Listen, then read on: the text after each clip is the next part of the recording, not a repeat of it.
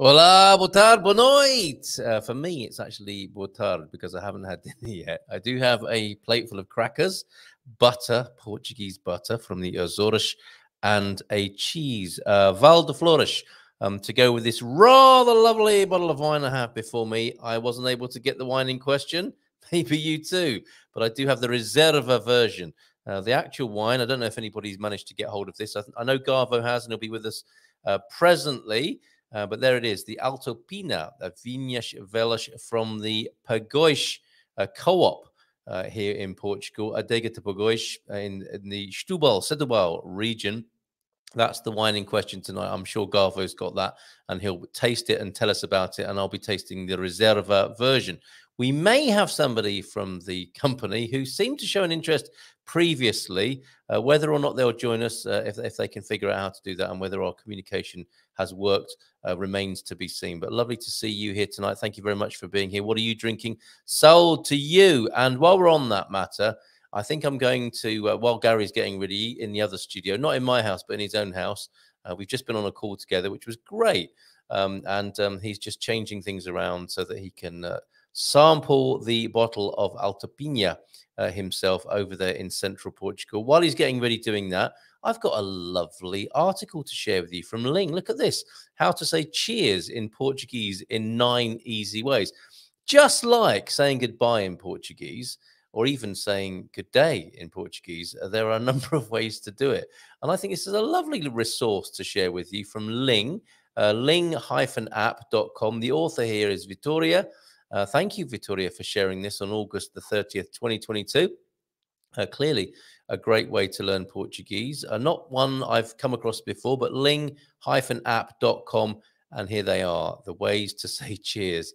9 easy ways to do that. Would you like to know how to say cheers in Portuguese?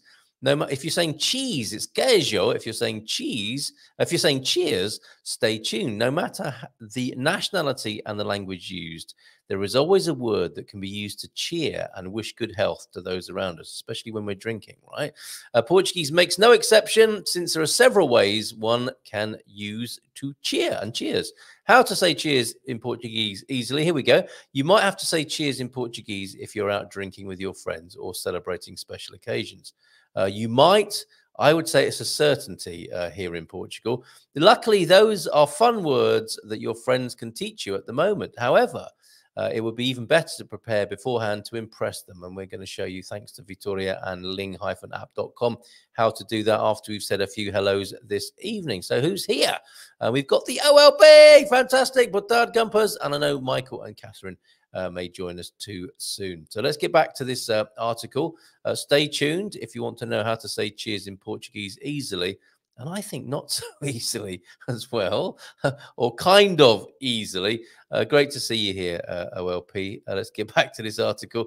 Here are some examples then of what you can use in such situations. Saúde literally means health. Saudinha, friendly and informal way to say cheers in Portuguese. And we were talking about this morning on the morning show.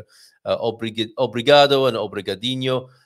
Can go horribly wrong, so be careful with the saúde and the saudinha, not to be confused with the sardinha. If you called someone an old sardine while you're toasting, you may lose that friendship. Abraço, a hug. Brinde, a toast. Uma saudação, a salute. That's a good one, isn't it? Not to be confused here with saudade, because that could bring them the mood down a little bit. Uma boa bebida, parabéns, congratulations. That's always very useful. And chin chin, the Portuguese say, and a tua, to yours rather than up yours. In Portuguese, you can always use the word saúde pretty much all the time to say cheers. For example, you can be more original and say something like this, and I'll come back to that after I've welcomed onto the screen the Austins. Yay! Good evening to you, gentlemen. Good evening, Rigno. Uh-oh, Terence is here. I got a bone to pick with you. May I? Before we get moving tonight? No. Hey, let's just move on then, shall we? It sounds like I'm going to get into trouble. I don't like the sound of that. It's too late. You already are. Yes. I What's, will the, give you what's the bone you want to pick, dear boy? I'm going to pick your bone right now, lucky fella. Ooh. We haven't even been drinking yet. And let's say a few more good evenings. Jason! I think good time was had Boyle over there at Quinta Esencial this weekend. Boa noite a todos. Corey's here again. Hello. Nice to see you here. Boa tarde from Corey, I think. And noon straight up here in Oregon. Snowed here this morning. Well, what better time to have a drink? It's afternoon and it's snowing. That's a good enough reason, is it not? Now, Terence Austin celebrates. I like the sound of this. The voice has gone up. No, Terence Austin tonight. Let's just scored a goal. Terence Austin, he's tearing down the wing. He's Terence Austin. Area. He cracks it with his right foot. Goal! Oh, he's missed it. Now you obviously know, and other people will know now, that I live in the house that you once lived in. I do. And, well, do other people know that? And do other people know that I secretly live there and you don't even know it? Do they care? You could ask. You look at that mirror, it's two-way. We find that fibre on us. Well, there will be wine tasting before long, but I just got this bone to pick with Terence. Now, the outside lights at the back of the house, Terence. Well, let me remember the outside light. So we're talking front. No, they are connected to the grid. They are electrical. And I came to change the bulbs in said lights. Now, you did a lovely paint job on those lights to refurb and renew them, which sadly meant that the nuts holding the caps on the top of the lamps, actually, I should check because it might have been for you, right? No, I didn't paint those lights. So I'm so sorry. You, the painter, I'm just making a Scooby-Doo connection there. So as I pull the hood off the janitor, it's not you under there, as it turns out. Those pesky kids. It's those pesky kids. I'm totally gone here. What light are we talking about? The lights that illuminate my back passage of an evening when should we move on? I think we should possibly move on. Oh dear boy. I haven't illuminated your back passage properly. I had to drill the nuts. You know, sometimes when they were painted on, and I had to drill them out. And at one point, I slipped and put the drill into my finger. However, all is well. I drilled out the nuts. I've changed the lamps, and all is well now. You mean those like ornate carriage type lamps that are on the wall? Exactly those. Yes. Like I never painted them. I know that's the way they were. Well, fair enough. I am so sorry. So far be it from you to apologise. It's me that goes on bended knee to seek your forgiveness now. Well, don't go too far on the bended knee. You might damage your back passage because it's not been illuminated properly for a long time, has it? I thought you were going to say, don't you go jumping to conclusions like that. I feel a little bit foolish now, but thank you for that health advice. Not to go too far on bended. Straight to Facebook with the pictures. Yes, not happy. Painted nuts, which I had to drill out. Anyway, it's lovely to see you. Igualmente. How are you? Enchanté, as they say in Lisbon. Bradford. Como estás, meus amigos? Oh, muito bem. Muito bem. Very good. We're off to a good start, aren't we? We're off to a good start. Rocking and rolling. It is the good. Yeah, you've really thrown me with that one now. I mean, I'm so sorry. I'm seriously trying to think. Then there's egg on my face to go with the red wine and cheese. Oh, please keep it away from certain parts. Okay, right. Let me just finish this because I've got all these ways to say cheers. I don't know if you're up to speed with all of these. Look at this. Saudinha. Abraço, brinde, uma saudação, uma boa bebida. Parabéns, chin chin, a tua. And you could even go as far as to say, desejo-vos muita saúde. I wish you good health.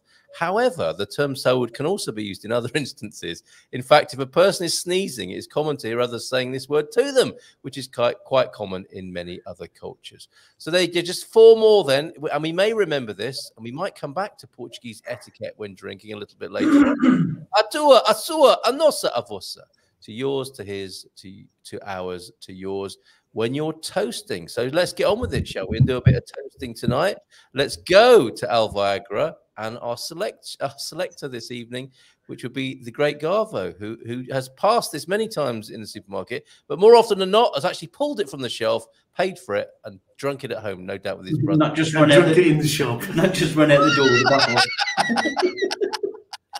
Well, and mothers moving their children away from the wine aisle as the British guy drinks from the neck of the bowl. Now, first of all, Carl, are you going to put the link up for anybody who's got this and wants to join us? Yeah, I'll do it right away. Do it right away. Anyway, while you're doing that, Yeah. we've got this fella. This where we go. Hold on, let me zoom in. There we go. Alto Pina. I don't know which one you've got, whether you've got the reserve or you got this one. I got Reserva. Ah, you I see. couldn't get it. I couldn't get it. No worries. The reserve is lovely. I went for 2. I got this as well. That was fantastic. They've got a great selection of wines, haven't they? Let's be honest. They've got hundreds in this co-op, this Adega. Yeah, for sure. Yeah. But this is a bit of a family favourite, I must admit. It's not new to us, is it? No, not new to us at all. But it's how can I describe this wine? It's the wine that's like right up my street. It's where I'm happiest.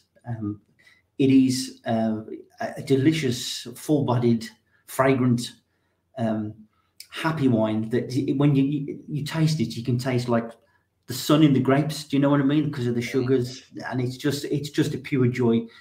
For so many levels, it hits the mark in taste, smell, texture, the lot really. And price-wise, I mean, I don't know, how much did you pay for yours?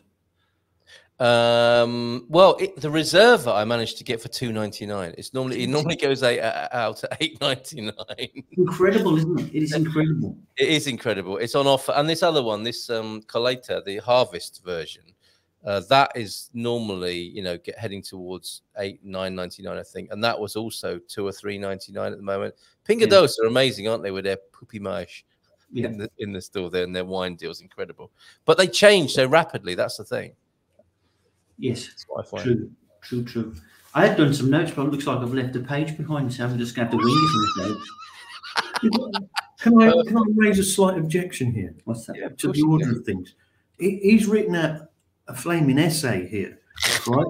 Look, this is my essay. I'll tell you what, I feel like ripping it all up because I've got nothing in front of me at all. Yeah, but you drunk more of it than me. Well, I think I'm going to have to you're going to have to pour some so I can remember what it's been a little time since I've had some Alto Pina. The idea is the idea is you drink it. I haven't got any material to work with. You drink it. And you've been really thrown tonight, haven't you? That first of all there was Paintgate, and now the wine nerd next to you. I mean, it's been a difficult evening. So I've got no material to work with. I mean, it's always the same. I'm going to start singing. What's he doing? What's Garvo doing now? Is he changing things on the screen? I did have a little slide up, but really? No. Oh, nothing like a slide up. I'm working on a screen. It's too far away for me to see. But when I put the back again, it all goes. Right. He's working on parents as well with some people in his time. Got no experience of Alto Pina. Right. I'll try and remember the first. I'll try and remember the first page. Right. The company Pigush is a fairly old company, and they originated from a guy who used to do beer. I think forgotten his name because that was on the page, and he donated a load of land. I think it was 814 hectares. To a hospital trust in Lisbon.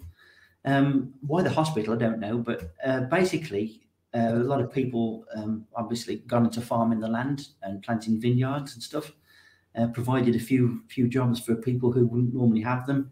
We've seen this story before many times, haven't we? And progressed from there. And through the years, the government pumps a lot of money in because it's a big old concern now. And up until sort of the revolution, when it went a bit wonky, because obviously things went a bit upside down, there was a lot of money gone in there.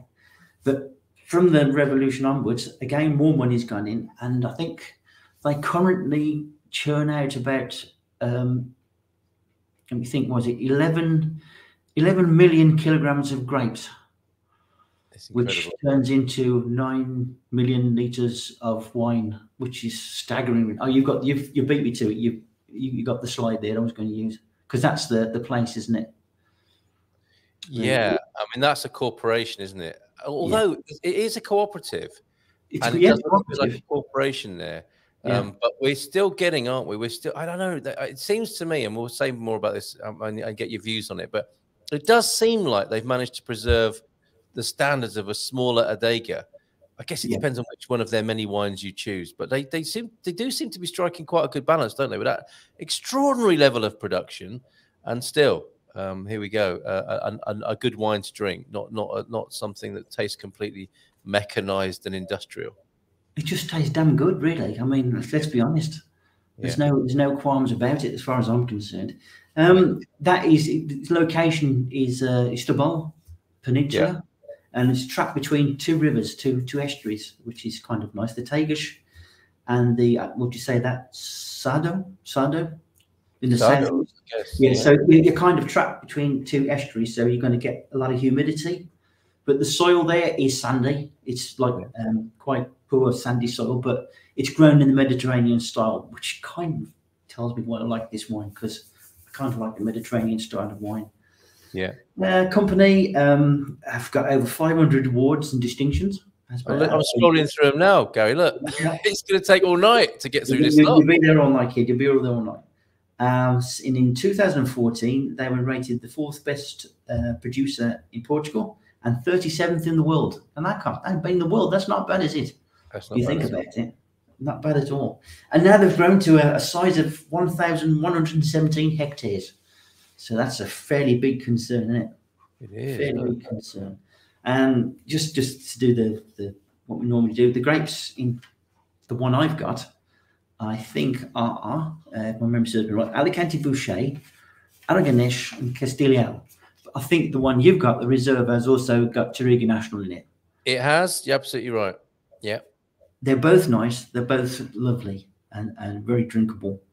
They are my type of wine because they are a very definite wine. You know, you as soon as you put the wine in the mouth, it floods in the flavour. You know, there's no guessing. It's a very certain wine, which is sexy, sultry sort of wine that I like from that particular region. As an idea what we might taste here. I'm just trying to spice things up a bit here. Come on. You are. Are you going to make a film star comparison? This one. This is Selma Hayek all the way. It's got to be.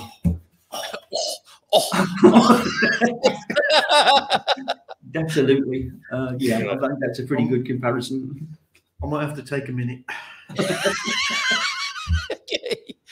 OLP's asking how much for this wine in Portugal. If you said, sorry, we missed it. I got my Reserva for $2.99. What did you pay for this one, Gary and Terence? This was about, I think it's about three something. No more than 4. Yeah, just under 4. Yeah, depending, you know, what deals are on this. But obviously, you've got it for a lot less. Yeah. But our tasting note for tonight, and very rare, varied they are, right? What we're on the lookout for here, right? It's quite a bold wine. Plenty of oak, brown bread. That's the first one we've had, isn't it? That's ominous. If you're a cockney, that's a bit ominous, isn't it? But yeah, bacon, spices, vanilla, coffee, tobacco, red fruit, raspberry, cherry, blackberry, jam, very jammy sort of taste, and plums. And it goes good with beef, pasta, veal, poultry, cheese dishes, you name it. Yeah. You could probably make a nice little aftershave out of it as well, which is very sexy. So I'm just dying to get in there and have a taste. So me too. So you're tasting the regular Alto Pina. Yeah. I've got Alto Pina Reserva, so I'm going to pour. I did have a little bit of a, what's it called? What's that first little pouring called? Has it got a proper name, a special name? I can't remember. What do you mean? We call it the Inception. Oh, check you out. Okay, the Inception taste upon opening. How was that? Did you do that? Well, to be honest, this is the Inception taste because I ran downstairs up here. So this is it, really. All right. So what you got? And what year is that particular bottle, gentlemen? This one, I think, put me bins on, 2019. 2019. My Reserva is a 2021. So 2019. Amazing. Pete's saying, funnily enough, all the wines I taste have hints of tobacco. That's because he smokes 60 a day, isn't it? I think mainly. Now, Woodbines. now, first off, this is one of the most fragrant wines we've ever come across, really. Point of order. You have been called out here. Someone, Facebook user, FU for short. Yes, it's by the stem, please. Yeah, but it's been a busy day. Sorry, busy day. Michael and Catherine, are you ready to join us on screen? Can you give us a thumbs up? Yeah, you're coming in. Michael and Catherine, are you ready to join us on screen? Yes, I'm going to take that as a yes. Here they are, Michael and Catherine. Where in? Sorry to stem your flow there, as it were, Garbo. No, Stubble. Stubble. We're in Stubble. You're in Stubble at the moment. Well, here we go. Fantastic. Okay, sorry. So we were just with the Austins as they were taking their first, what they call the inception taste of the bottle tonight. So over to you, brothers. Well, do it live. Yeah. So what do you want to go first? Sniff. Yeah, they'll sniff that. There's plenty of nose in there, especially with my nose. One of oak, vanilla. Yeah, I can see the tobacco. Yeah, I can smell tobacco. It's like kind of a smoky sort of, and something herby. What you got? Anything with your good nostril?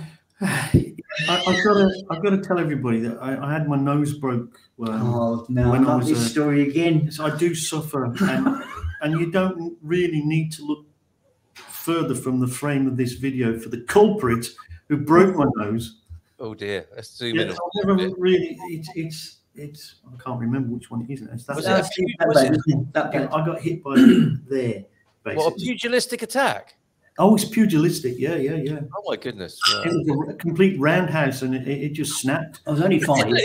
I was only 5. Please. I was 3. So he's not joking when he said you've got one good nostril. No, it's given me. I just can't. Well, I can smell, but I mean, it's difficult. But okay, guys. Yeah, seriously. I'll keep you waiting here, but I'm getting berries.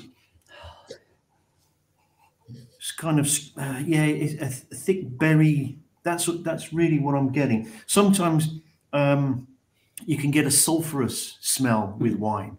I call it like a river water type smell, but it's really sulfur coming through, all sulfates. It's boiling off the alcohol. But, that is sweet, and it's kind of like forest fruit type berries, really, to me, with a nice. If I say it's got a nice bottom, it's got a lovely bottom. It's got a nice base. It's a heavy one. It's that's Catherine's giggling there. I think it's a serious one. You're not really going to mess about with this. While you were doing that, you didn't notice seeing that crafty swig of his. Yeah, it was straight in there. Straight in there. Yeah, so, do you want to go for the taste? Let's go for the first one. Yes. Okay. Yeah. You go first. All right. I'll just commentate while you. As I lift the glass. He's lifting the glass now, and he's taking a little pert taste, swilling, tasting, sensing, mixing some of the oxygen perhaps with it over the palate. It's just an immense taste. It just floods in. It's like super berry jam, wood, vanilla, a little bit of pepper, and a kind of chocolatey tobacco kick at the end. Wow. And it's still going on now. I can still taste it. Wow. That is complex. Okay, Terence, with your one good nostril. You heard it here, sports fans. I mean, straight from the horse's mouth. Straight into the horse's mouth. Okay, here I go. It's lovely.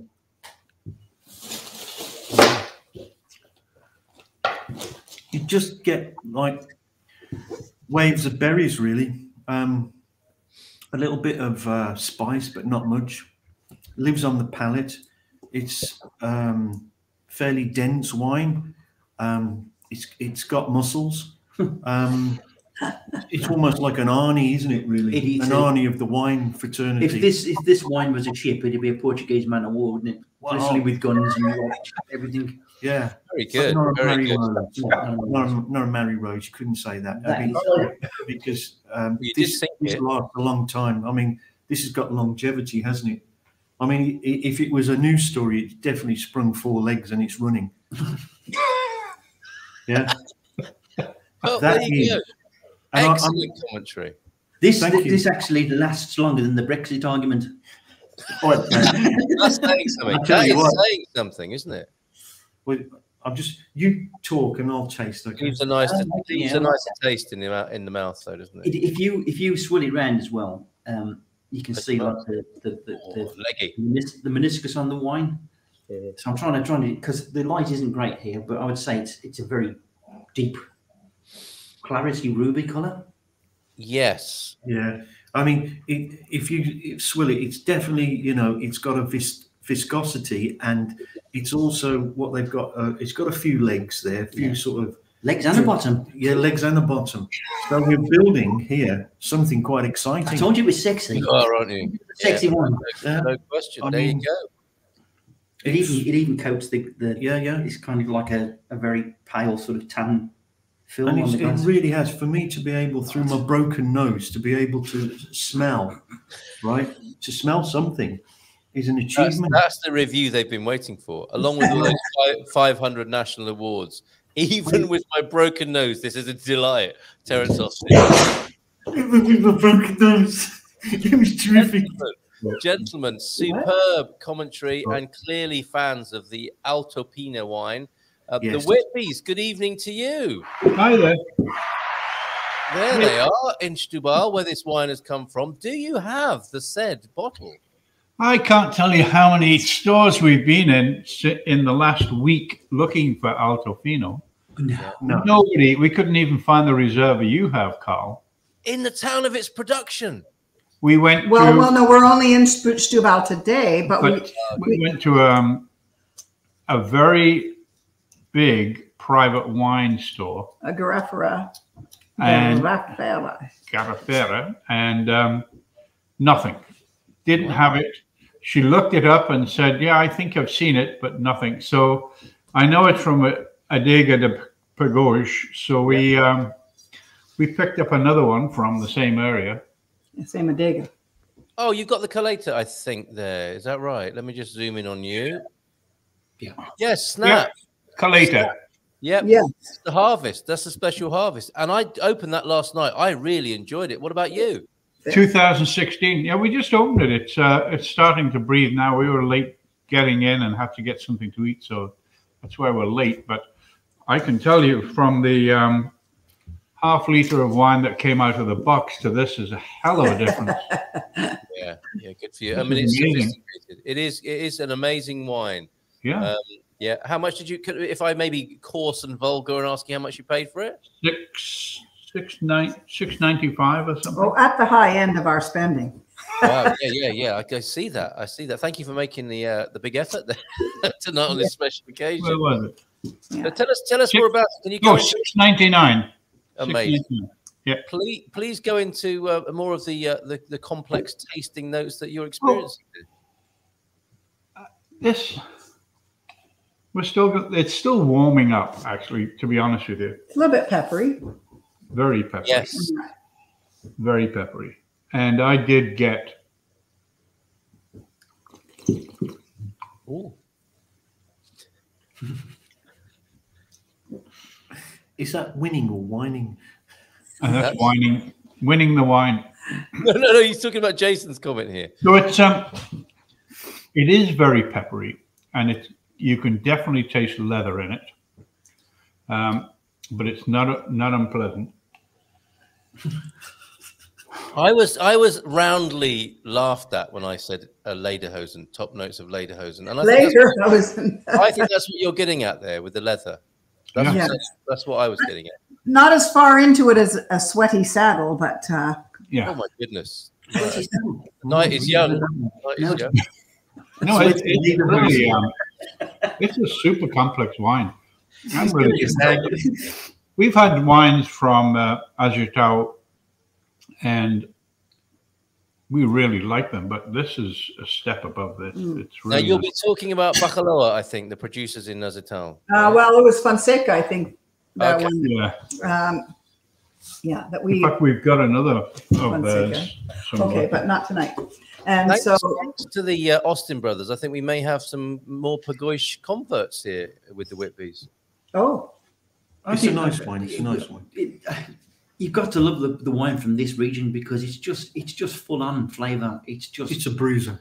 No, I'm coming in. Hold on. Garvo loved this one as well. Yeah. This is a special night for Garvo because would you say, Gary, that this is your favorite region? It is. It's so me. It's full-bodied, full-flavored, and just delicious. It's just me. I just love that sort of wine. Yeah. I mean, we've done a lot of Duros lately, and they're very fine, very delicate wines with a whole different character. Now this is like it couldn't be more different. It's a very, very definite wine. There's no guessing about it. It comes to you and says, "Well, this is what I am. If you don't like it, sod off." Basically, yeah. What it does very, very, very well, and at such a good price. It's the nice difference of it. Differences, and I said this last time, you know, Alentejo wines have a habit of tasting pretty much all alike. They blend to an Alentejo blend, and you can tell when you pick one up and drink it. The wines from Stubel, they're all over the map. Not badly, but they're all over the map. I mean, they make a great wine from grapes that you would have for a dessert wine, but they make a great table wine from it. They really know what they're doing. Yeah. Great. But it is so true that one of the great things about Portuguese wine is that, you know, it's not really a big country, but it has the distinct terroirs and wine growing regions really produce distinctive product, and from the same grape. Well, in many cases, yes, from the same grape. Yeah. And you can really learn a lot of doing vertical tastings and just in Portuguese wines. Hold on a minute. What is vertical tasting? Is that before you go horizontal? What That's is when you're standing up. Yeah. Yeah. Okay. Right. Well, while you're still standing up. Now, OLP is asking, the Whitbys are actually in Setúbal tonight. It is Gary's favorite region, I think it's safe to say. And here is a little insight into Setúbal to answer your question there, OLP. And this fantastic firm here, who may like to take us on a tour, now that we've promoted them on the Good Morning Portugal Wine Show, they're telling you about the Peninsula de Setúbal here, wine tourism in Portugal. Who knew? Luxury hotels, wineries, and wines. It's all there to be enjoyed. And you'll see from the link that I've put in the chat that they'll take you touring all over Portugal. And there's your picture of the Setúbal region. There's some nice pictures of the area. Fantastic. What is it like to live there, the Whitbys? Do tell us. Well, we lived. We only lived for a month in Sesimbra, but we spent a lot of time coming backwards and forwards here. And the coast between Sesimbra and Setúbal is just absolutely amazing. There's a park in the middle of, I forgot what it's called. Arrábida. Yeah. The hiking in there is fantastic with the little country back roads. You go around the adegas, the quintas. They're just so different to what you see around the rest of the country. It really is an amazing piece of country. And within 5 miles of the ocean, you've got this fabulous forest full of great farms, lovely valleys. And then you get north of that, and you're starting to get towards Lisboa, and things change fast. But between Setúbal, you've got Ajatão, which is the other, that's mainly the region for growing. And that and Pamela. Yeah, Pamela. Yeah, amazing. It's just fantastic. Yeah, and the hiking around here is out of this world. Okay. And if you like Choco, there's only one place in the country to get it, and that's here. Sorry, what was that? If you like what? Choco, the place to get Choco is Setúbal. That's its main claim to fame. And that would be cuttlefish. Cuttlefish? Yeah, cuttlefish. Yeah. Cuttlefish, Choco. We just had one. There was a pica pau of Choco. So really lightly coated, but it had the piri flavoring in the coating. Oh. It was just awesome. But are we ever glad we only had the small version of it, the Petisco version? Sounds great. It was a lot of food. Amazing. Yeah, and it was €8. How lovely. How lovely. So for the Petisco. Yeah. 7 for the Petisco. we'll come back to those Austin brothers in just a moment to find out more about some of their other recent tasting experiences. But the Whitbys, you've been enjoying all that Portugal has to offer. Are you any closer to making a decision about where to be, or has it become more confusing the more you've traveled? Yes. Well, of course, it's such a great country that, you know, you think, oh, well, we'll just go and check this place out. And everywhere is, You go around the corner. everywhere is lovely. But for us, it's probably going to be in the warm south somewhere. And, you know, probably below the line that is Alentejo, Algarve. But probably above the kind of really busy parts of the Algarve. So somewhere above the freeway, above the 822 and south of Alentejo. So you found some lines to define your search. Yeah. Yep. I mean, last Thursday I would have told you we're going to go and live in Salir, but I don't think, not Salir de Porto, but Salir, Yeah. which is a lovely mountain town. And I mean, I think I could move there. If I could find a nice house with a 2-car garage so I can build my car and bikes, I'd be happy. Wow, that's the future. Is it building cars here in Portugal? Well, that's not building cars. I do that already, but I'm bringing a little Ferrari Dino. Well, it's a Fiat Dino. I'm bringing it with me. And Really? a couple of motorbikes, old bikes. I have to get rid of 12 motorbikes when we go home this month. And a bunch of other stuff. Wow. Okay. So, no, we're going back for our D7 visa process right now. We've got everything we need sorted out, and we've got our lease for our apartment in VRSA. I keep getting it backwards. Yeah, Villarreal do Santo Antonio. Yeah. Well, So I saw a question, Carl, that someone was asking how alike to pass the Paso Robles area in California might be the Setúbal area. Michael, do you have a comment about that? Well, certainly for the wine growing area, not the city. The city looks like something that was built in 1960 and time forgot, I think. Setúbal. Yep, agreed. Yeah. It's Very industrial. Well, it's just There's a bit a lot of high architecturally depressing. Yeah. You know, unless you're in the very, very old part of town, then it's depressing. It looks like Manchester back in the 60s. High rises and, you know, it's just horrible. Brutal then, brutal. Yeah, no, I don't like the look of it. But it's a vibrant city. Yeah. Very vibrant. I mean, the people are out and about, you know. And it's where Jose Mourinho comes from, and there's a fantastic industrial museum there. And hear about you can learn about the fishing industry there. Going back to cars, if I may, for a moment, it just so happens that the Austin brothers are from the world famous center of car production in the United Kingdom, that was British Leyland. So they may be able to. I mean, every man from that region knows how to build a car, right, lads? Yeah. Well, you know how to repair one. Yeah. That's right. If you ever had a Mini, you know how to repair a car. Because he had to. I remember his little Mini, his red minivan, which you adored it. I had it at university, and I was famed in my college because I was on art courses as being really kind of hip and creative because I used to wear overalls, and being not a massive in stature, these overalls I used to have to tie up with like an old tie around my waist, and I used to wear white sneakers. But everybody used to think, wow, this guy's calling it out for fashion, but really they didn't realize that we were brought up fixing up cars. Yeah. And I used to like wear this as just thoroughly practical because on every trip I'd take with the old minivan, I'll be driving along and suddenly bad dinner. Yeah, bad dinner.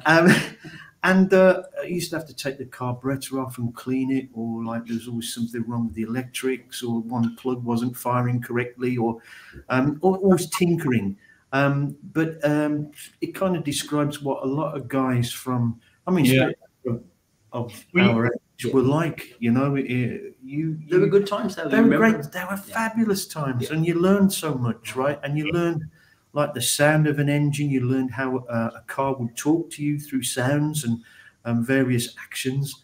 And my heart bleeds a little bit now because kids growing up don't get that now, you know. And we've got the advent of the electric car. Hate to disappoint you, we've got a Tesla and we love it. But yeah, no, I've been in a Tesla and really, right. I don't know whether Pete is listening. Pete, yes, he is. Yeah, but I'd say this quite openly and honestly. It accelerated so fast, right, that I'm right-handed, but I started like doing things with my left hand and writing with my left hand, and everybody goes, "Oh, it's just him being stupid." It started happening. Yeah, it's like sitting in a 737 taking off without the noise. Yeah, there's no noise. It just, and you think, yeah, you expect to hear this, you know, growling, rasping, Ferrari-esque noise, and it just takes off. Yeah, like a train, you know, like an electric train. No, it's just amazing. Yeah. So you know you're a really good mechanic in England if you can adjust the valves through the exhaust pipe. With the exhaust pipe, by listening to the exhaust pipe, you mean? No, going through the exhaust pipe and going all the way to the valves. The coat hanger. You know you're a good how can you adjust valves through the exhaust pipe? No, that was a joke. I think you jest, sir. E.T. How have you managed then to straddle both parts of motor vehicle history? You love your Tesla and you're rebuilding an old Fiat Dino. Are these just two different worlds? Are they just so different? That's how you can count being part of both of them. Yeah, the beauty of the Tesla is you just plug it in, get in it the next day, and just go. And we've been doing that for 4 years and done nothing. Right. It hasn't had brakes. The only thing we've done is put snow tires on in the winter. We live on our property has an 8% grade, half a mile up to the house. And in snow and ice, we just drive up it and never been stuck. I've been stuck with our 4-wheel drive truck. I can't tell you how many times, but that Tesla's just gone straight up. Wow. It's amazing. And you just get in it and you go. It's got a 300-mile range and it's the way of the future, and people shouldn't knock it because it's just awesome. That's not going to I love gas engines. I love ice cars. You know, I mean, I rebuilt a 53 Willys Jeep for Catherine from the ground up.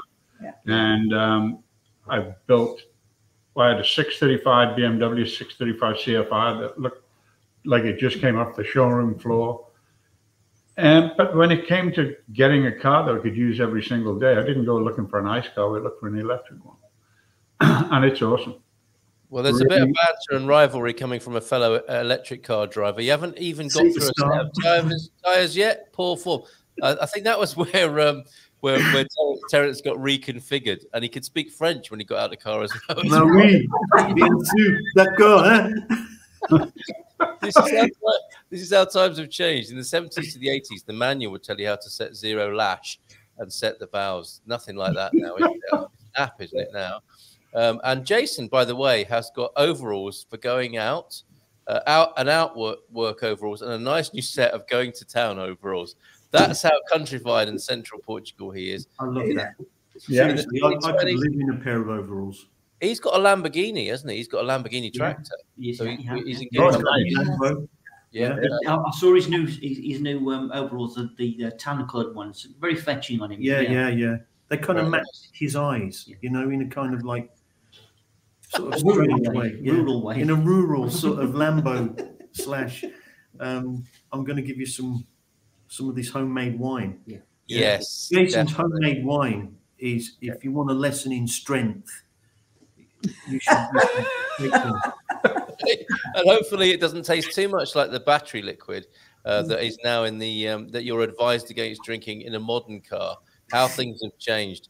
Amazing. Now, fair go to me. He managed to get a good crop of his grapes, and he's got some interesting grapes. And yeah, the actress said to the bishop, yeah. As the actress said to the bishop, and it was an experience drinking that. You know, it was a young wine, wasn't it? It was like an Aguapay. It was in that sort of, because it was probably 12 months old, if that. And it's still got a bit of time to sit and age up a bit if he wants to. But it's a very different wine to this. I mean, it's a completely different category. But he did it. He did it. He did it without. Sorry, whose is this? Are we talking about Jason's wine? Yeah. Jason. Incredible. Quinta Essencial, everybody. And he's got a shop now. He won't be selling the wine, I don't suppose, but he'll be selling his product. I think he will. Fantastic. It's worth a glug, you know. He's got a few bottles of it. So Good lad. Good lad. He'll be having his special overalls on for that special occasion. We are joined tonight by Martha in Nairobi in Kenya tonight. Should I bring my glass? Definitely. Cheers, Martha. Sorry about that, Martha.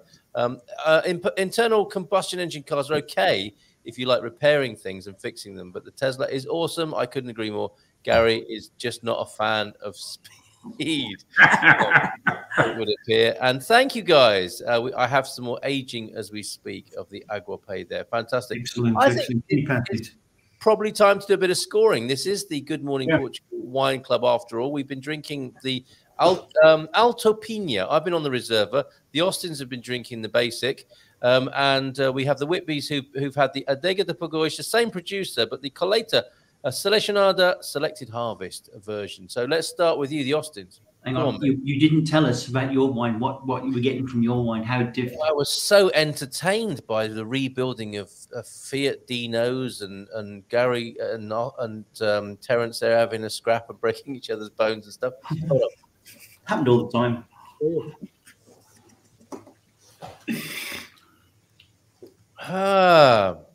Shall I talk while you're tasting?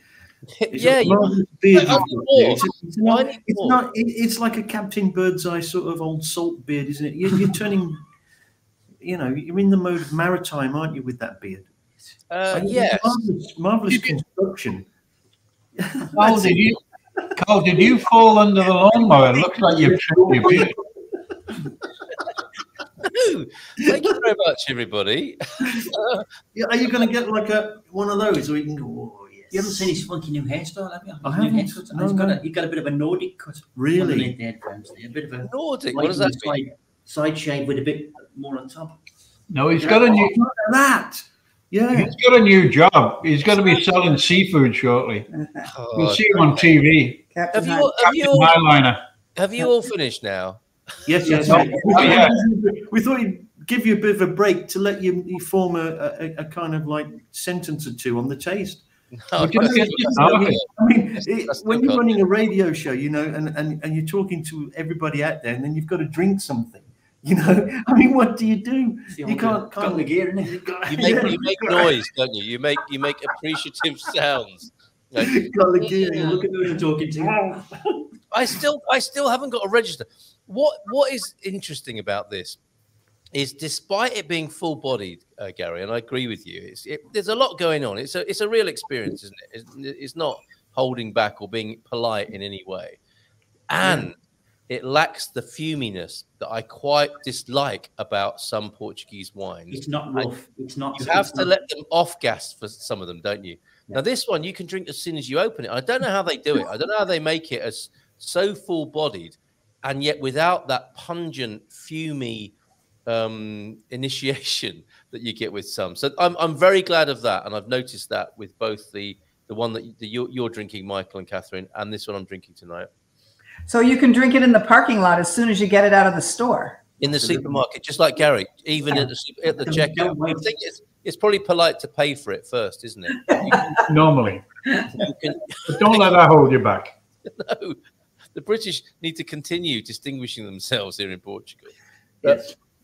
With that one, right, because it had got the Touriga National, and I don't know whether you're going to get it, right at the end of the taste, you kind of get like a cocoa-y chocolate twang. It's kind of a bit of chocolate. I'm getting Touriga Blast. I'm definitely getting Touriga. I'm not actually, no, maybe it's because I've drunk too much of it now, but I'm not getting subtlety and the incredible wide-ranging palette that the rest of you have had tonight. I'm definitely getting Touriga Nacional. We've grown to love that and know it, haven't we? But yeah, it's berry-ish for sure. And I think, that is that a word, berry-ish? Must be one of those southern words. I don't know when you were drinking this, Carl. Did you did you experience any sort of crackling on the tongue? That to me, this almost has on the sides of my tongue, when you drink a Gewürztraminer, you get that peppery crinkling going on your tongue. And I've got that with this wine now. I don't know about you. Yeah. We've got a bit of that with the Reserva as well tonight. Yeah. What me and Mrs. M noticed about that is that, I mean, by her own admission, she's not that discerning about red wine. You know, she loves the fact that it's red and it's drinkable. Yeah. But with this, she remarked upon, oh, that's nice. Mm-hmm. So this definitely has a lot to commend it. It is an experience, and it stands above just drinking your straightforward. And, you know, we've come to enjoy a very good standard of reds generally, haven't we? So it's a great place for Mrs. M to be in Portugal. She can rely on having red. But she remarks especially about this, and I think she'll enjoy the Reserva as well. But I've got to say, I'm enjoying it, but I'm not getting all that same sort of complexity that the non-Reserva seems to have, that you were waxing lyrical about there. It is slightly, because you don't like the Reserva as much as the standard, do you? No, well, I can't remember what the Reserva tastes like. I know Gin didn't. He's answered my question for me. So, I didn't like it. I hate. Did I hate it? I can't remember. The Reserva was probably on oak longer, which would soften it, and you know, you're drinking the non-Reserva, so you're getting more of the real upfront fruit as it went in the bottle. You know, that makes a huge difference. The longer you have it on oak, the softer it's going to get up to a point. What depresses me more than anything is, you know, when people they smell and I'm getting vanilla and I'm getting, you know, mackerel and what have you.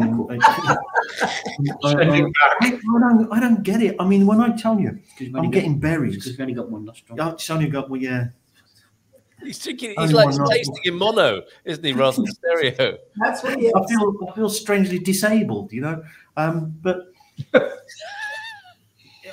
because I don't experience all that. I can get the taste, you know, and but he gets like 101 things out of and I get about 10 like this. You're not going to miss much. He's got a point, hasn't he? Yeah. So Bravo the Hooter Austin, definitely picking out all the subtlety there. I can smell a grape fawning at 4,000 meters down the road.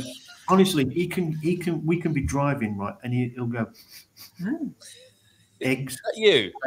Mushrooms, about 150 yards southwest. He's the ideal foraging partner, is what you're saying. Honestly. He's incredible. He's got to give. He should be on the music hall, shouldn't he? And he's available for hire. He's available. What, like the incredible smelling man, sort of thing. Oh boy, does he smell! Smelly man. Right. Okay. Back to the scoring. We're coming up to the hour. Look, the scoring. My Reserva is younger. It hasn't had a chance to develop all that sophistication that you guys have got in your 2019. Well, I don't know whether it is sophistication. Tell them. It's more bloody, more thump, more flavour, more everything really. Maybe yours is just a little bit more. I'm enjoying it. Don't get me wrong. I'm enjoying it. It's great. It's $2.99 a bottle. It's just fantastic. You know, it's one of the great celebrations. For the Reserva. That's everything. It's $2.99 a bottle. Right, you can pay, you know, a lot more for a cup of coffee. I paid 14, 15 pounds for euros, whatever, for a bottle of wine. What's that in and dollars? not enjoyed it. Yeah. A fraction as much as that. So I mean, we're talking about when you stand back and see the big picture. Yes, it's a really big picture. You know, it's wide angle. It's wide angle. It's Panavision. Yeah, you know, it's even excess of Panavision. Yes, whatever that is. Gazovision. Galvovision. Yeah. I mean, come on. What do you say? I mean, this one, the El Tapino, it's under €4, but you could go. Where did you buy this Gavo?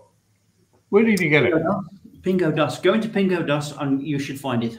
No, I went. Oh, you know what? I went to everywhere but a Pingo Dos. You did go. You went to. I went to a Pingo Dos, but they didn't have it. Must have been too small. But we only have to advertise the wine on the Wine Club, and it sells out all over the country. I think that's that's what there you go. It is. Yeah. Then empty shelves.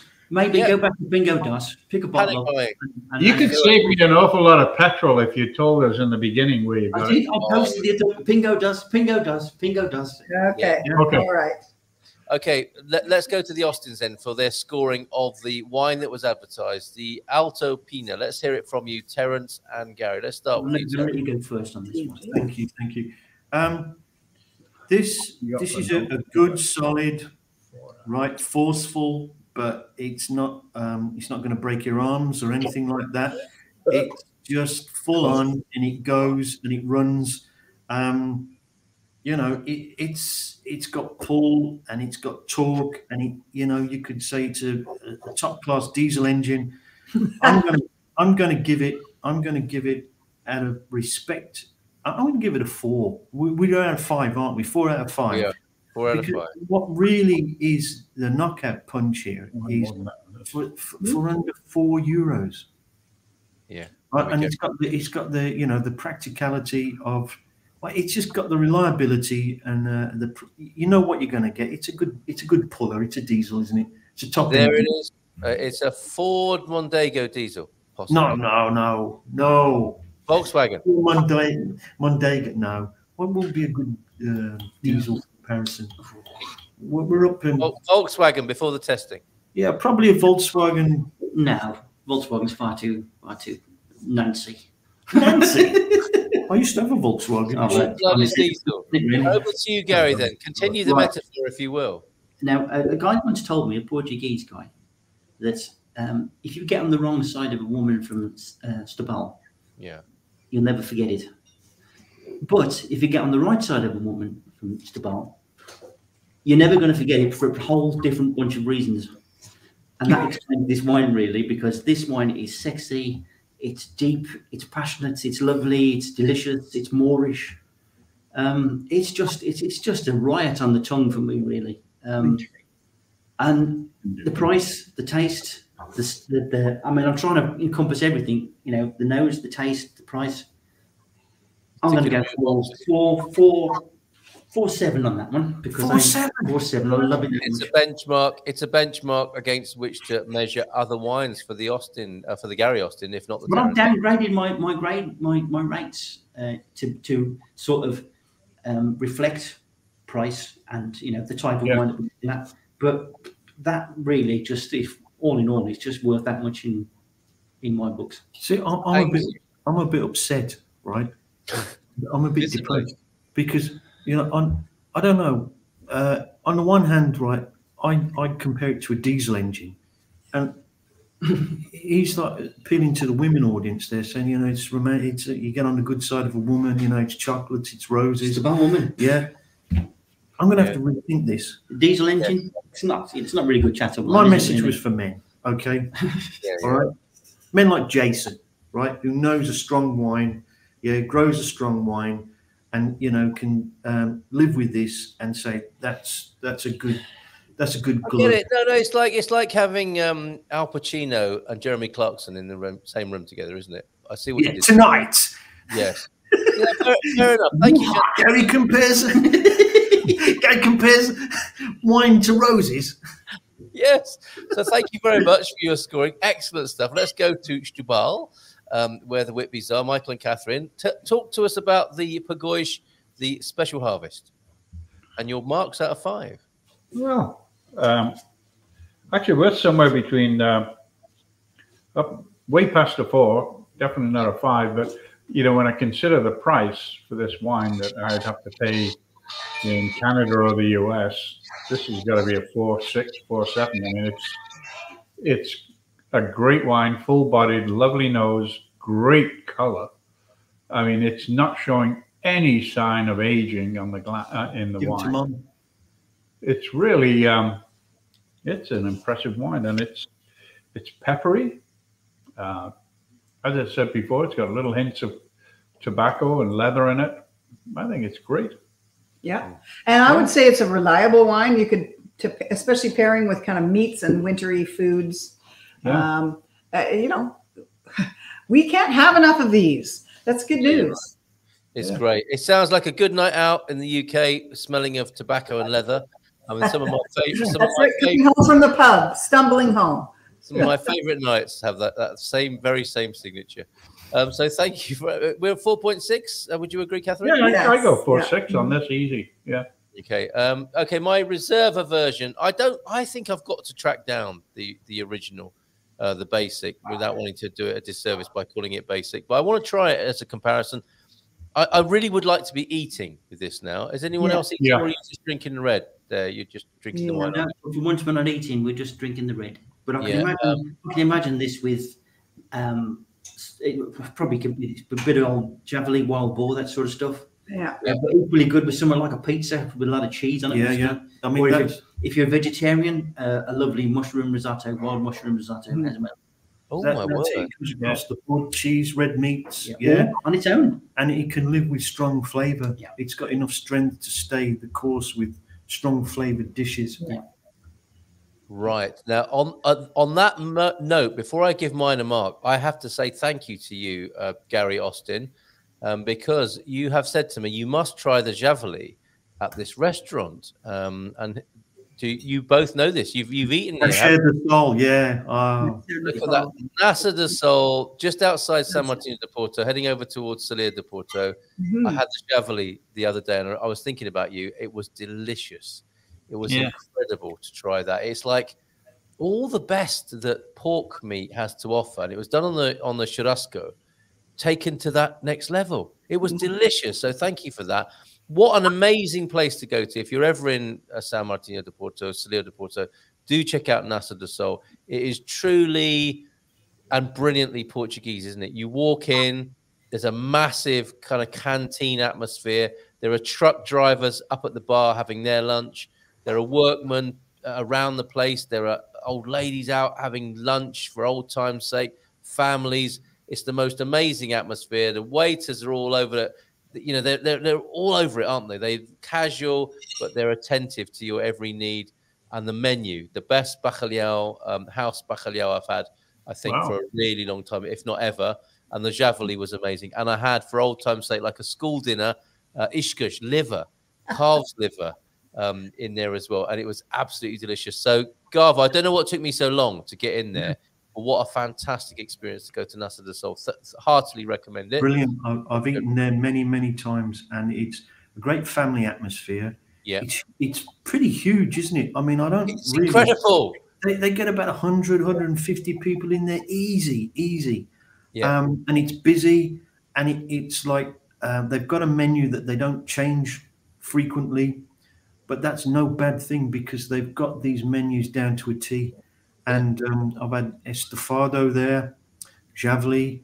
I've not had the fish though. I've never really plumped for the fish there, but you're not going to be disappointed in that place. And it's good value, and you get plenty of food, and it's just the hum of the crowd, and you can sit there and you can feel part of the crowd, but not kind of overwhelmed or anything.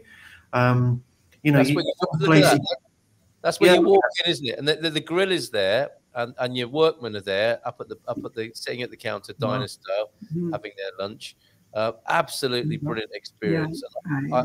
I've got a picture of us and some of the food we had. I'm just hastily downloading that now, and it was a delight to take my mum there to give her a truly Portuguese experience. And this is what you'll see the big canteen style. Right here, look at this. Yeah, there you go. I mean, those are the platters. The Javelin got eaten there, bacalhau in the middle there. That is so Portuguese, isn't it? That way of eating with the big platters and the great big dining room like that. It was super. Yeah, a massive dining room. I mean, obviously the lens doesn't portray the size. No, it was really. But don't let that put you off. I mean, you can get intimidated because it's not. You think it's not cozy or whatever, but it's just a great atmosphere to sit in. Look around, you know, chat. The wines are good. You know, the house red is fab. Yeah, and you get it by the jug. And I mean, it's dirt cheap. You know. Yeah. And the food is fabulous. Next time I'm down, Carl, shall we go for a meal down there? Love to see you there. Love to see you there. We'll do that, mate. We'll do. We got a few more comments. I'm going to go for a 4.5. Okay, because I don't want to disrespect it, but. It's not, you know, for me, I want to try the regular version, but I mean, you could serve that with confidence to anybody. It is a workman, It is interesting, it's tasty, and I'm looking forward to having some cheese and biscuits with that after the show tonight. Boa noite a todos from Antonio F. And Gary, what year it was yours? It was a 2019, wasn't it? 2019. So we kind of got a good lucky one with that. Really, it's quite a couple of years, isn't it? 2019 is a great year for wine. If you see 2019 on a label, yeah, you're almost there with it. I've learned this off my son. Nice tip. Javelli is incredible and can be so different in the way it's cooked. Soaked in lemon juice to remove the blood, barbecued, spit roasted, and stewed for 2 days.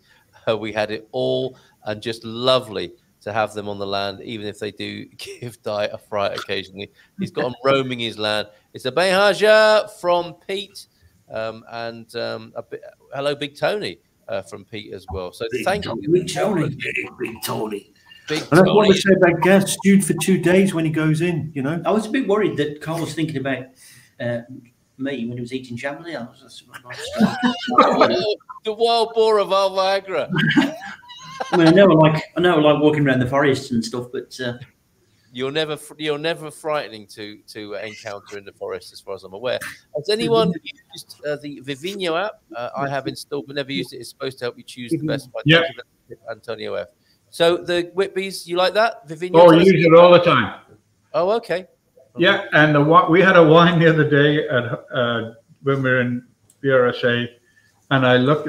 It was just absolutely spectacular, and I thought, this is a brilliant wine. And I looked on Vivino. Oh, I know. Our friends came from Germany to stay with us for a week, and it was my birthday during their stay, so they bought me a Barbarossa. And I thought, my God, this is an amazing wine. So I clicked on. I wasn't looking for the price. I was looking for the reviews on it, but the price came up. It was a €50 wine, and it was absolutely fantastic. It had every single thing you could ever want to know about that wine, down to, you know, which block in the vineyard almost it came from. It's a really good app. I think I saw that on the cover of one of the national newspapers. Expat buys €50 bottle of wine. It's a rare thing. No, I didn't. It was a birthday gift. He would not be doing that. I won't be buying $50. He'd be buying 10 €5 bottles of wine. Very good. Yes. Good call. No, Vivino is a great app. I mean, we have a store back where we live that specializes in buying lots of wines from businesses that have gone out of business, wine stores and things like that, and they'll put it on their shelves, and you don't know what's there because it's so varied. I mean, they've got French wines, Italian wines, American wine, everything, Chilean, and you click on Vivino and just photograph the label. Superb. 10 seconds later, it pops up, it tells you what the wine is, the average price, the average score out of 5 on the wine. And you can see right there and then whether you're paying too much or not enough. But it also gives you tasting notes. Sometimes you're looking for something specific to go with something, and that's a good way in a store to decide if you want to buy it or not. It's a great app, and you put it on your phone and just click on the label. Kids don't know how lucky they are these days. We never had that. No, it's brilliant. So there are so many wines around now from around the world. You can't keep up. It's impossible. So we try our best, though, don't we? Our wine is from 2016. I see Oregonian OLP. Yes, 2016. We've got the dusty old stuff. No, because everyone I think Gary's is from 2019, isn't it? Yeah. Yours is the most ancient. 2016. We had a 2016. I'm going to take mine back because I want a bottle of fresh stuff. Yeah. Yeah, that's it. We can't afford the new stuff. Oh, there was a question about that I think, Michael, maybe is one for you. Somebody was drinking a Fleury. I think this is Tabitha. And thank you, T-Duck, earlier on for joining us. Funny how 8 glasses of water seems impossible. 8 glasses of wine is a sign of a good meal. Yeah. True that. I'm drinking Fleury tonight. My question is there a Portuguese equivalent of Fleury or Beaujolais? Do you know that, the Austin brothers or the Whitbys? Beaujolais. You're talking about. Well, the closest you're going to get to a Beaujolais is just go by any Alentejo wine because they're blended. I don't think you can buy a single vintage, variety. I'd like to kind of just clear up the pronunciation of Beaujolais. Yeah. Beaujolais. Beaujolais. Yeah. Beaujolais. Beaujolais. Beaujolais. Yeah. Sorry, I've stolen your line. No, it's all right. I'll set them up for you. Michael gives them on. Don't you want to do that again? It's actually, to be totally, it's Bo Jallis. Bo Jallis. Yeah. Ah, yes, it is. Yes, it is. Bo Jallis. You need to, Oh, that's lovely. That's Mr. Bo Jallis. cracking glass of Bo Jallis. Lovely. In serious. Oh, it's great stuff, like. Great I life. think I saw that Peaky Blinders episode when they were having the Bourgeois Novo. Very good. The answer to that question, to being serious, the answer to that question would be what they class here as Aguapay. Aguapay is a very young wine, less alcoholic, and you could drink on an afternoon without getting blasted out of your skull because it's just a social wine, but it's a very light, quite sharpish, dryish wine. Aguapay and Beaujolais. Aguapay, Rise of Beaujolais. All right. We'll leave that controversy hanging in the air there, somewhat uncomfortably. Butar from Massachusetts, from Bielboch 63. Good evening to you. Thank you. When is the next wine club? Good question. And Whitby's, may we invite you as our guests of honor tonight to select the next one for the first Monday of May? Oh, that's tough because we're going to be back on the other side of the pond, and we will join you because it's only midday, and as long as we can come in a minute after midday, we're okay to drink. God, you guys start early, don't you? I guess if you're unfortunately, the Portuguese wines that we can get are so limited. Yeah. Otherwise, I'd love to. We can buy Mateus. Yeah. We've already tried Mateus and Porto Seixas. So we will pass on that honor until we get back. All right. Well, when you get back, you're first up to select a Portuguese. Okay. Love to do that. But I would like to say something. The last time we were on, somebody was talking about the great champagnes they're making in England now, and I went on a rant and said they'll never make a decent wine in England, till hell freezes over. And apparently I'm wrong because other friends who came from England during this stay have said they are making some fantastic champagnes now, or champagne style wines. Yeah, of course. In England. Yeah. So I stand corrected. Okay, I think you or I sit corrected. How's that? You'll be lying down corrected at this rate. Go to Devon for a good sparkling wine, a fizz in the UK. Try it and see what you think. Yeah, I will. Jason, are you still here? Would you like to pick? I mean, the answer to your question, OLP, is it's the first Monday of every month. Terence, would you care to choose? We've had Garvo choose. Yes, I've been thinking about this. Well, Michael's been talking. Things have been flashing through my mind, and it's quite a bad sight. But I'm thinking probably the Marquis de Pombal is a good, it's a good bet wine to me. But I don't want to say too much. Marquis de Pombal, okay? Marquis de Pombal, I think really, I don't want to say too much about it because it's a good, to me, it's a good utilitarian, always, it's a safe pair of hands type wine, you know? And I do like those wines because you quite often you can be disappointed. And I've never really been disappointed with Marquis de Pombal. And it's pretty widely available. Okay. Yeah. You notice I'm often on repeating Marquis de Pombal. Now, if you have a look at them or something. Well, I was just saying, if you have a look at my affiliate link to Marquis de Pombal. I can't find it. I'm looking online. Are you sure? You can't find Marquis de Pombal. Oh, I get it. It's the Marquis de Pombal. Is it not the Marquis de Marialva then, or that? No, Marquis de Pombal. Oh, really? Okay. I've got a bottle over there, but I always find that. Where do you buy it from? Any idea? That's a good question. It tends to be in a lot of stores. I've noticed. Pingo, I think it might have it. Continent. I think I've seen it in Continent. Continent. We'll look into that. We'll have a look. We'll do a post. It's great for cleaning your silverware as well, isn't it? Oh, please.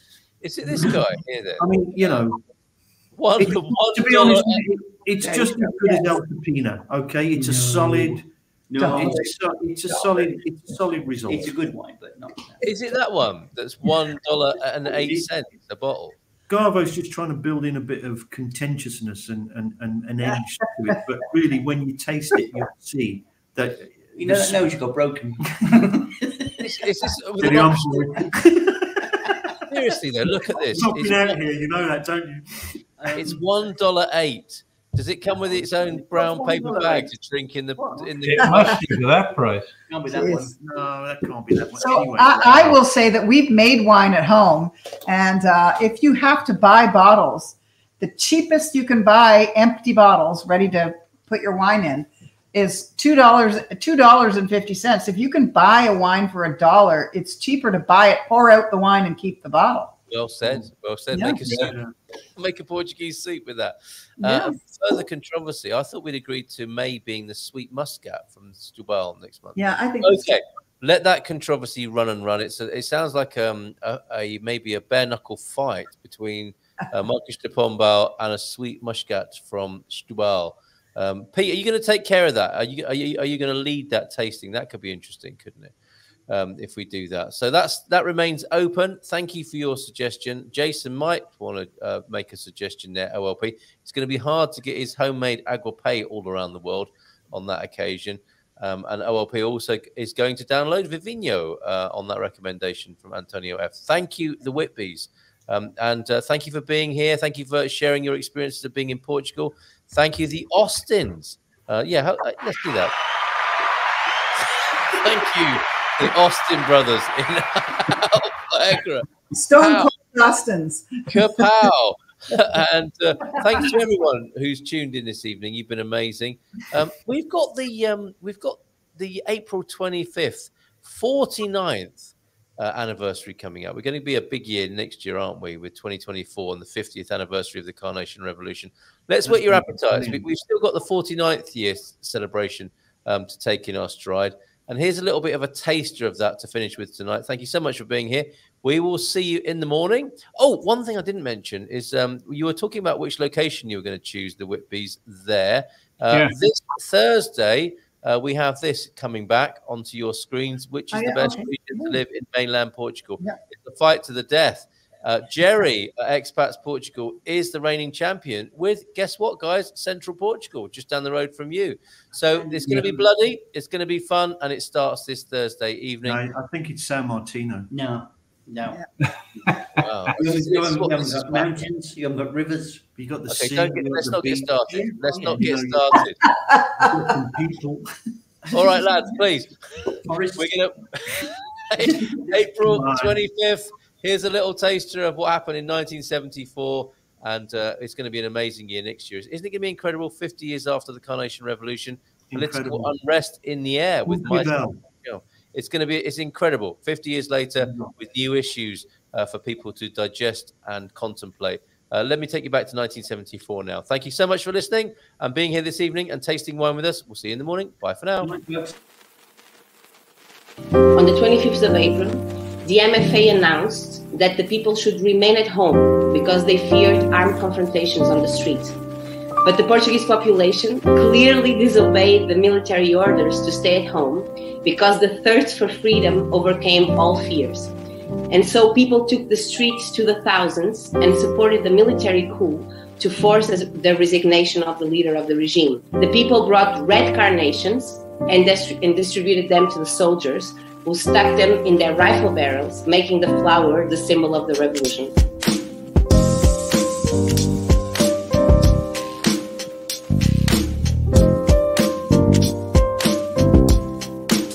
The revolutionary process of 74 and 75 was one of the liveliest experiences in Portuguese history. In 19 months, there were 2 failed coups, 6 provisional governments, the process of independence of the colonies, several mass strike waves, demonstrations, occupations of thousands of houses, a profound agricultural reform, occupations of land, the creation of workers' cooperatives, workers' councils, trade unions, neighborhood commissions, self-managed factories, businesses, offices, newspapers, and radios.